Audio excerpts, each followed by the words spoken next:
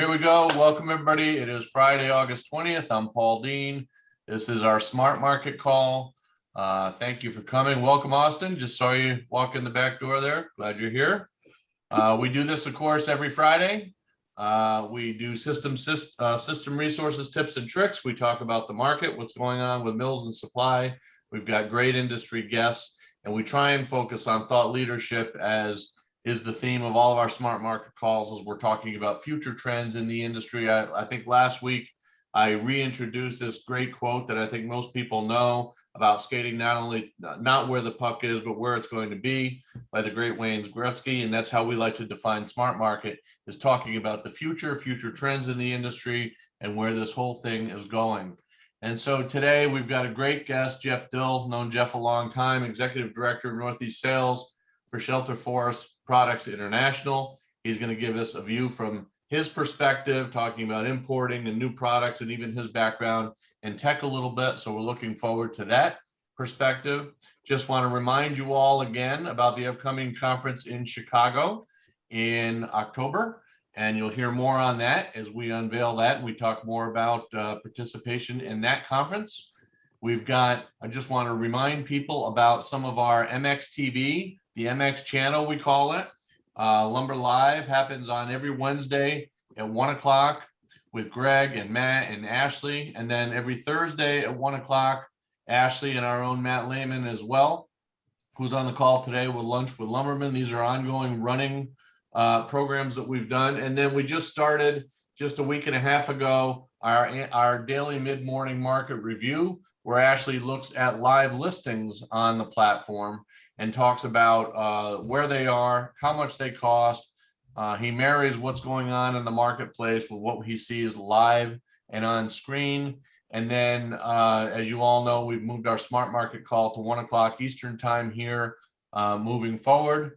And then finally, we talked last week about this mid-morning market review. And as we're looking at live pricing and whatnot, that we're going to start a texting program where we're pushing out to you things that we're seeing on the marketplace.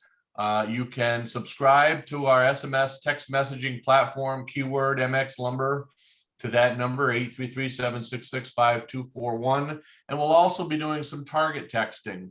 So we'll be sending out product offers, alerts, and even special events, but we'll be sending it with some sort of focus. In this case, OSB, if there's a run on OSB or specials or any kind of things like that that are available on the marketplace, we'll actually push those out to you via text. Our own internal people are starting to call around to all of our customers right now and making sure that we've got profiles on all of you, so we know exactly the kinds of products that you're looking for, and then we can push these SMS texts out to you. And again, we're going to have various different kinds of keywords and pushes that we'll be doing on our SMS texting program. OSB, SPF, Euro, and Southern Yellow Pine as our main categories. Before I introduce Ashley too, we just came back from a great week in Chicago here this past week, where we met some of our new team members. Our own Ryan Erickson is on the call. Ryan, say hi real quick. Hey guys, how you doing?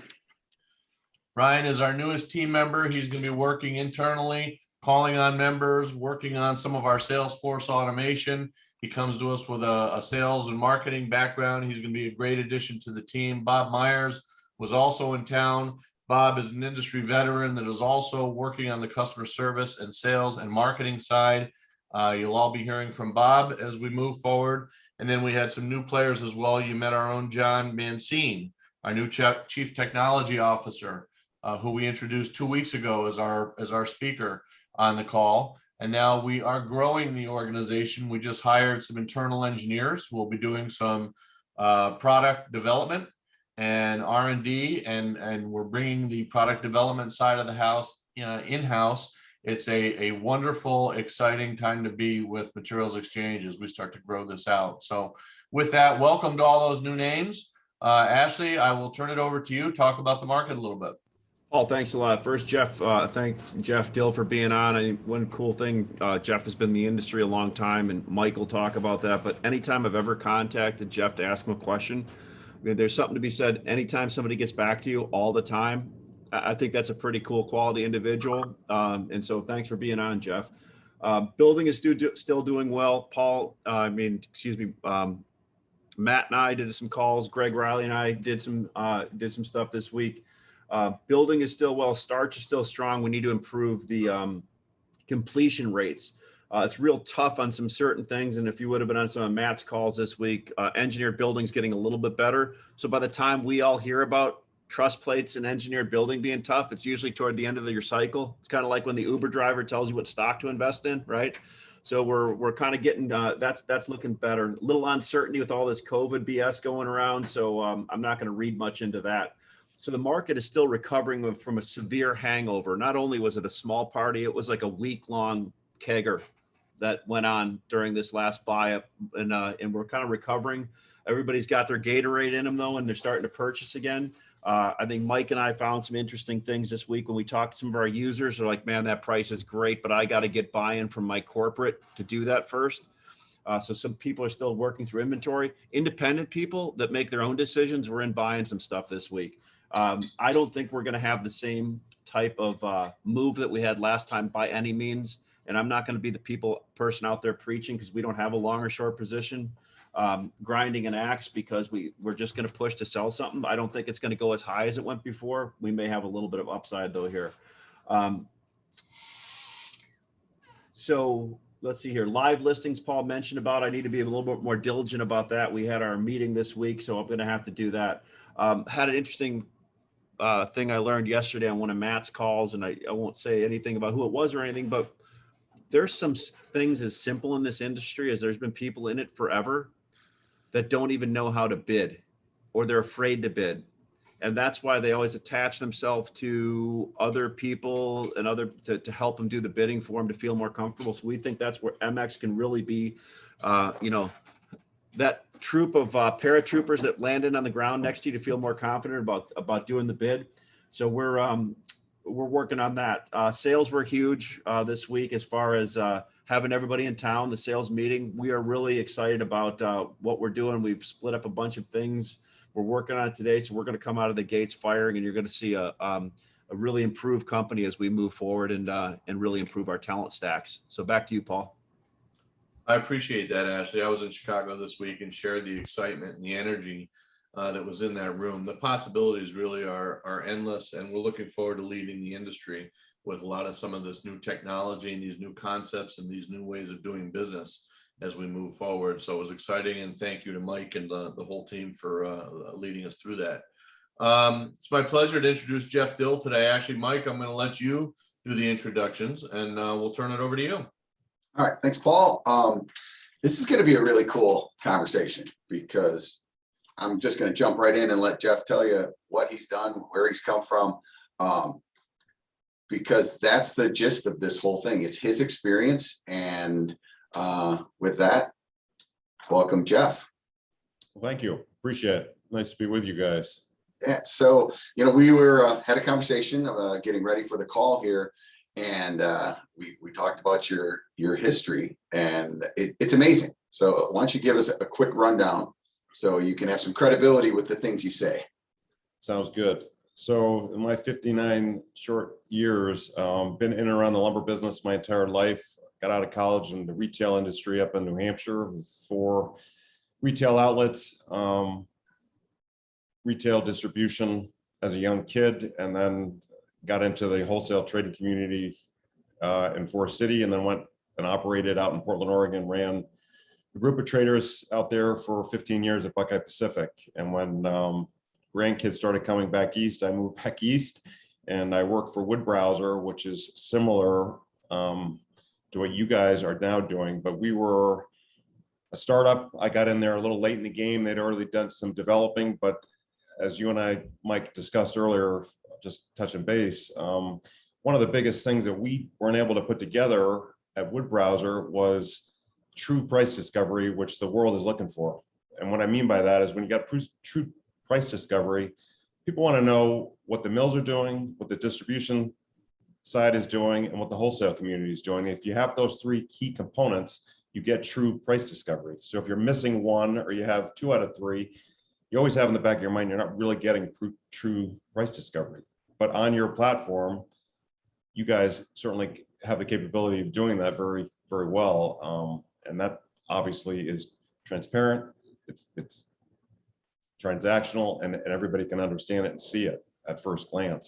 So Now, tell us a little bit about what you're doing right now, because this I find fascinating, and I think is going to be such a major part of our world, I should say our ecosystem of North America going forward.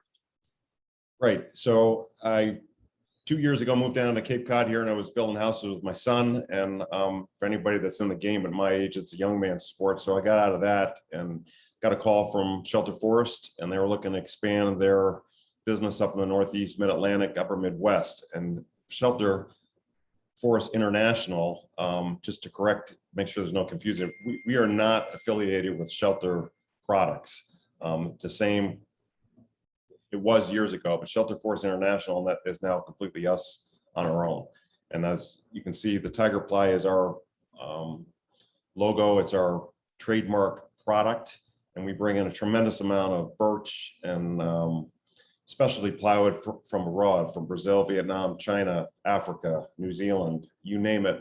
We have boots on the ground. We have folks over there in the manufacturing side of it that are bringing over a volume of specialty products, including 5.2 Moranti Luan, 5.2 Okume. We're heavily involved and integrated with IntegraPly, which Mike and I discussed a little bit there as well. And these are home center items, but they're also a lot of specialty cabinet manufacturers, guys that are doing roll-up, startup with UV potential on the birches and so on and so forth, marine plywood. We have oak, we have our catalog is on our website. Feel free to take a look at that, because I can't cover on our call all the things that we do and how we touch the market. But we're bringing in large volumes. We got, as Mike and I discussed, the world and the business that we're in is ever changing. And we're bringing in container. Now the container prices are absolutely absurd, ridiculous. And we jumped over 2 months ago when I first started and start bringing in break bulks. And we're bringing in volume now into LA, Portland, Houston, New Orleans, Savannah, Baltimore, and New Jersey, and up and down the East Coast at all times. So we're bringing in 300-400 trucks at a whack, and we disperse that obviously out into the trade. The business environment and the takeaway on these specialty products is just, I mean, it's unbelievable. And guys are plowing through it just like they are in the business environment we're in. It's very brisk. The cabinet industry is as best as I've ever seen it in my lifetime. Specialty products are obviously a trademark for a lot of the contractor yards and big retail chains and distributors throughout the country. So Do you have a sense, is the cabinet market slowing anything down as far as finishing houses goes, or are they keeping up? they're keeping up, but they're actually, they're like everybody, they're struggling for labor, which is really kind of holding them back a little bit. I know we've got a couple very big customers that would love to hire a slug of people to keep There's their no doubt, profile yeah. That's a tight. common theme with almost everyone we talk to. Yeah. Let's talk a little bit about the product that you are putting on the platform, this Brazilian pine. I don't know that I've ever laid eyes on Brazilian pine. If I did, would I know it? Like what can we expect? So it's a CD product coming over, and it just does not have the TICO or the APA stamp on it. So it's a no grade stamp product that's coming over. And as you and I talked about, primarily the reason why it doesn't have a stamp, because this stuff is manufactured out in the middle of, I mean, think about the worst road you've ever been on in your life and driving on that thing for 3 hours. Some of these mills that we deal with are out in those areas, and they've just never ever gotten a stamp, but they bring the stuff to the port, and we, during this, run up and market that we've been in the last several months, it competed very well with a downfall mill search shop product for the boxing crating manufacturing industry in the States, and we're bringing in a ton of it. And it obviously was very, very price point competitive at the time. And so we brought that in, and we've got it now in Houston, and we've got a bunch of it in Baltimore. And it's become a very nice product as an alternative downfall to me, in the eyes of the mill cert in the shop that the guys in the States are producing, it matches up well beyond that. So in reality, it can be used the same as a downfall cert, mill cert, but it looks like an on-grade product. Exactly. And what would you say the time horizon is for potentially getting stamps on this? So it could be used in a residential application. As soon as the price point becomes advantageous for us to make that leap, we'll definitely do it. When it was running up, it was obviously they were making as fast as they could. We certainly now, with the price getting back to kind of a reality point, when we can get that there and we can get back to bringing containers in that are price, point spot market in the States, we definitely are going to look into that, bringing in. So, let's say down the road, someone sees Brazilian pine with a grade stamp on it. What could they expect from a usability standpoint different than Southern yellow pine or fir plywood? Like, it'll be side by side with the pine producers in the States that make a great product. And this is it'll be, if the APA or TICO is putting a stamp on it, it'll have to meet all their specifications, and it definitely will do that without any problem at all. We've got guys now wondering how they can get a stamp on it. And again, it's just, it's a cost to do it, to bring somebody in to stamp it. But the building codes and everywhere up and down the East Coast, you can't put that stuff up as a sheathing or roofing product without a stamp on it. And of course, we'd never ever want to put anybody in jeopardy by using that for that product. but if you find yourself in an application where you don't need a stamp, you get to buy this truly at a discount to what you would be paying for a stamped product and have the same real usability. Right. And again, the guys and gals that have been sitting home for the last year and a half, looking out in their yard, looking at their house, there was a lot of sheds that were built. This is a perfect, product to go into sheds for the flooring, sheathing, roofing. Oh yeah, I hadn't thought about that. So, tough shed people, the sheds are us, all those people. I've taken advantage of it and use that all the time. Oh, good. Yeah, that's interesting. So one of the things we did talk about coming into this conversation plays into what you're talking about, this usability and interchangeability. And I like to call it the second and third derivative, and how a price that is, you can't use it for your application, but you can use it for, someone can use it for an application like the shed guys, where then they stop buying the product that I do use for my application. So there's implications. So, if you could just shed some light on how over your career, you've always, and we talked about, you've looked for information that's going to affect your market. It may not be direct information. It might not be an order file at a mill who you're buying from. It might be the price of imported plywood. Well, as you and I touched on earlier, information is king and it's key, but being able to react and move to opportunity. As you and I talked about, we have two vessels that are supposed to be hitting New Jersey. Well, there's storms brewing and they're going to divert those break bulks. Are going to go somewhere. One's going to potentially end up in Houston and one's going to end up in New Orleans. So how do I react next week to get in front of my customer base that's really in the Northeast? Do they want to drag it from up there? Yeah, probably not. I don't want to, triple my freight going up there. So how do I get out to that industry? How do I get out to that marketplace digitally? Right. Is the way to do it. I'm not going to spend Monday and Tuesday making 150 phone calls. I'm going to do it digitally. I'm going to do it electronically. I'm going to use, not to put you guys on the spot, but obviously if you had those products on there, it would be very easy for me to post those and let the world see it and get price discovery pretty quickly. I've always been about, I want offers. I want to hear what the numbers are.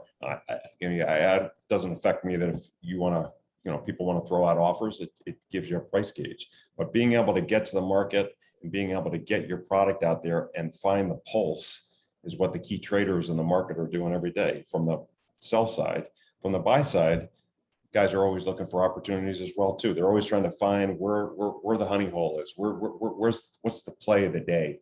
Ash was talking earlier in the week about some 2x4, 104 and 5/8 being an opportunity of value on the deal. Well, the guys that are attuned to the market and that saw that and were able to take advantage of it, did. The people that are hunkered down, doing the business the same old way, day in, day out, they're talking to their 2 or 3 guys, and that's it. They're not getting the entire marketplace and getting the discovery that they need. And look, it's not easy to get that information in the old school way for sure. But yeah, I mean, think about any possible way you can get information in. That's great. Being fat, dumb, and happy is those days are over. I mean, these guys are wearing multiple hats that are buying multiple products, as you was on touch base on. As a kid walking around a lumber yard and seeing 40 or 50 SKUs in a yard, and you go, wow, now you go in these yards and they've got composite, they've got plastics, they've got, you know, I mean, the inventory of these yards and the dollars is huge. And if you don't know what you have and you don't know how to source it, and you're doing it from one guy, but there's 10 guys you should be talking to, you're leaving money on the table. And being able to get to those people and source your product is key. And the guys that are good at it know how to do it. Well, you put your head in the sand about new ways of doing something, and all of a sudden the guy down the street might be doing something a little different, and you may go to your customer's job site and you see something that you didn't know got into your area. As I mentioned to you, 30 years ago, being a young kid out of college, buying lumber for 4 yards, I used to call up LMC and say, here's 4 POs, go buy me 4 trucks of studs. And I hang up the phone and I'd go run around loading trucks and doing a million different things. Those days are, I mean, long gone. I mean, but the guy that's still doing it at LMC, is he doing him and his customer an injustice by not getting what a wholesaler that may be upside down on is offering that product out at 20 bucks below the market? Is, as you and I mentioned, is the Euro boats just arrived and there's guys got product all over the place and they need to move it. I mean, their boss is saying, get rid of it. You need to move 10 a day. Are you in front of that guy? If it's on your platform and you're able to bid and you get offers and you're not afraid to make offers, you can do it. But the guys that are resistant to try to test the market to find out what they can't buy at, I mean, you've been doing this, I've been doing this long enough. I mean, if you make an offer and the guy says, yeah, I'll take it, you go, what just happened? I just paid too much. Well, the same thing on the other end, when you're offering the stuff out, you want that feedback and you want to be able to make decisions on yay or nay. Yeah, I had dinner last night with Bob Mares, and he's been a mill sales guy.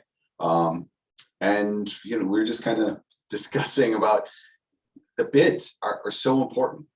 And one of the things, Ashley did a little survey of our users, and we found out we've got a lot of voyeurs out there. We've got people who have this platform up and are watching. We're going to put a hard marketing push, or to teach and tell these guys, put a bid in. Like, if you know your business and you have a price point that you're willing to pay, it could be way off. It could be way off. So I should say, it could be way off what you think the market is, but you don't know until you start interacting.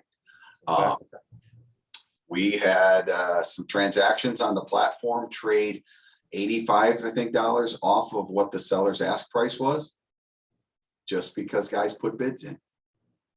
And now all of a sudden you discover, oh, okay. Then think about this. If you find the market, now you can go to your customers and maybe get some more sales. Like, if you armed your salespeople in the field with the knowledge that this is where 104 and 5/8 studs are trading at right now, like, I can go get more, go lock down that big multifamily job. That's power. As opposed to have your morning meeting, say, this is what the price report said last Friday. Maybe it's a little weaker, but we don't know. So to steal a line from one of your users that's on the platform all the time, I mean, they make this stuff while we sleep, and the stuff's got to go away every single day. And whether you're working at the mill or you've got a wholesale trading floor with 30 or 40 guys that got a couple hundred items on there, or your distributor that just has got their 15th loading of the day, you got to move it. And you need to know what the stuff's worth every single day to make decisions on either buying more or taking a haircut or doing what you need to do to move product. And guys that are good in the trade are trading every day. They just want to know what the number is every single day. What's the takeaway? What's it going to take to move some product? And guys that get scared and don't make offers and don't take bids and don't talk to the community of price discovery miss out. And it's the difference between obviously the successful, profitable yards, successful, profitable traders, so on and so forth. And you know, look, it's a different world today. Like you can sell. You're a retailer. You can sell on our platform. You get into too much, flip it out, man. Like that's kind of the funny things. And we have retailers who are very active, and all of a sudden they'll call us up and like, "Hey, man, I want to sell this. Where are the bids at?" And we're like, "Well, are you putting bids in?" You know, it's going to happen. It's turning around, you know, as we speak. So I just want to wrap this up. I always wrap it up with the same question I asked to the guest speaker, and that's what does Jeff Dill see that no one else sees? And it could be in our market and just dynamics, but what do you see moving forward? You're obviously a respected, experienced person in the industry. So what could you tell us that would make a difference for us today? Well, I would, to a man, every trader that's in this business that's worth the salt is looking for more time. And if you got more time to be efficient and be proactive in the marketplace, you're looking for things like you guys are offering. I mean, for me to be able to come in the morning and post 10, 15, 20 loads on your site and go focus on my birch and put my Brazilian on your platform, I mean, it's there. And as I mentioned earlier, I mean, I've still got a few guys that are above the market today. And as we recycle through, our prices will get tighter, we'll get discovery, we'll get an equilibrium, and the stuff will start moving off there. But for me to be able to get to more places and touch more people on a daily basis is hugely important. I want to get more touches, which obviously generates down to more sales and generates more dollars. And that's what guys are here to do, is to move product and make a living for themselves. So digitally, I'm always looking for ways to be more efficient and be more on it. And even guys like, I'll take a guess, you and I are probably around the same age. I mean, we're living in a world where you either get on it or you get left behind. I mean, and these young whippersnappers, I mean, my kids, I mean, they're mind blowing to watch how they move around and maneuver in their systems. Yeah, our new hire, Ryan Erickson, we gave him a task. We needed a phone system put in, and I fully expected a week, maybe 2 weeks. He had it done that afternoon. Right. I'm like, what the hell? Right. How'd you do that? He's like, what do you mean? I just Googled it, found it, installed it. Let's go, move on. I'm like, beautiful. So yeah, you're right. It's time. That's the one thing, man. It's always on the way out the door. You'll never get that back. Yep. Jeff, that's a really great insight. I appreciate that. I appreciate you coming on. I encourage everyone to take a look at your website, and if you want to learn more about Brazilian pine and how it might fit into your application, especially if you don't need a grade stamp, you can find Jeff. He's online and available. With that, back to you, Paul. Very good. Thanks for those insights, Jeff. It's funny, Mike, when you were talking about retailers selling back into the channel, we have such hard and fast designations for different points in the supply chain, right? We've got mills, distribution, brokers, wholesalers, retailers, builders, we've got all these different designations. But at the end of the day, when you're talking digitally, you could be a buyer, a lumber buyer, or a lumber seller, and you don't necessarily have to have that name or that moniker. And the digital exchange allows you to do that. So it's a great takeaway. So again, just a reminder that the Smart Market will be occurring weekly now at 1 o'clock Friday afternoons, 1 Eastern, 12 o'clock Central. And again, just a reminder too, keyword MX Lumber. If you text that to 823-766-5241, we'll make sure we get you on our SMS texting platform as well. So with that, everyone have a wonderful weekend, and thank you for coming. Thanks again, Jeff. We appreciate it. My pleasure.